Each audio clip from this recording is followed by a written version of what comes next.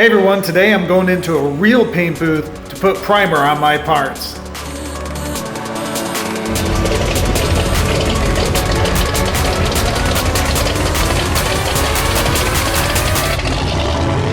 So here we are in the booth, and what we did is we got a big rack set up and then put some, I don't know, half-inch tubing, like square tubing, about 2 or 3 of them going across, and wired those down so they wouldn't fall off. And then we threw wires through everything and put it through the parts and then tied it onto the bars. And that way I could grab stuff from the bottom, pull it up, give it a spray, put it back down, and it worked out really well. Now, it took me about an hour to do all that stuff. And then after I got that all set up, I brought Greg in, and Greg was going to, help me set up the gun so I'm spraying correctly and not blowing product out like I was doing before. And, it was really awesome to be in this paint booth because you got all the lighting, you got a controlled environment. It's like a massive wind tunnel, so I can't even, play you the audio because it's just like, it's going nuts in there. And we'd have to yell at each other, and I even had earplugs because I have sensitive hearing. But once I got everything set up, there was an induction period that I had to let once I mixed my product, I had to let it sit for about 15 minutes before I could spray. And then once I was spraying, Greg actually showed me what I should be doing, how thick it should be, when it's not good, when it is good. And then he'd hand it over to me and watch me do a few and then go, yep, you're doing good. And then he'd take off and I'd just do the rest of it. So the other thing that Greg pointed out is there's water on the floor since this doesn't have a bottom vent in this paint booth. And he said you want to make sure that you have your hose straight and not coiled up, because what will happen is you'll turn and the hose will flip, slap the water, and splash into your paint job. Not the case so much with our parts up in the air like this, but if you were painting a car, that would be a major mistake.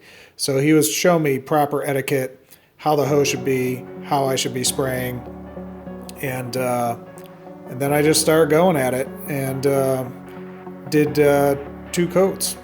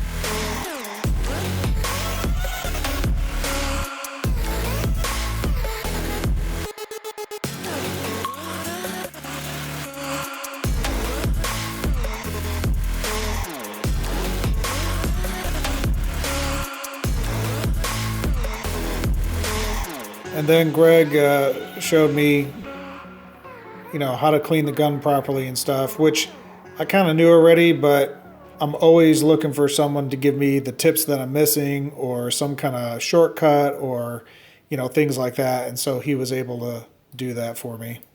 So after we got all cleaned up, I'll show you what it sounds like when the fan actually ramps down and you could actually hear us talk.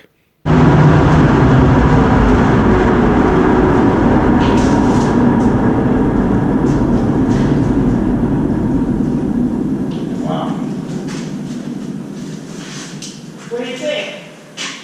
It went all right. It's what he thinks.